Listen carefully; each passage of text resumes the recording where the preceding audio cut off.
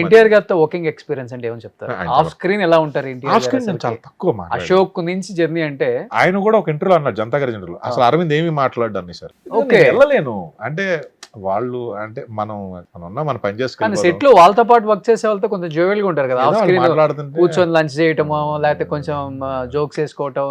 ఏమో ఎందుకు వాళ్ళు డిస్టర్బ్ చేయడం ఎందుకని అదే వాళ్ళు ఇప్పుడంటే ఓకే, నేను చెప్పేది అశోక్ అప్పుడు. అప్పుడు కూడా నేను ఫస్ట్ నుంచి అనుకున్నాను ఆ, వాళ్ళకి ఏదో బిజీగా ఉంటారు స్టార్స్, మనం ఎందుకు డిస్టర్బ్ చేయడం వెళ్ళిపోయి. Hmm. ఇప్పుడు వాళ్ళ ఒక మేము జనతా గారు లంచ్ చేసాం కలిసి. ఓకే. మోహన్ లాల్ సార్ మాకు 2 సార్లు లంచ్ పెట్టారు. Hmm. కేరళ ఫుడ్ అని మనతో కలిసి తిన్నాం. Hmm. మా అందరం టీం అంతా, హీరో గారు ఆఫ్ స్క్రీన్ జోక్ వేస్తుంటారా ఎన్టీఆర్ గారు? ఎన్ని కామను ఆ? ఆ? సరదాగా ఉంటారు.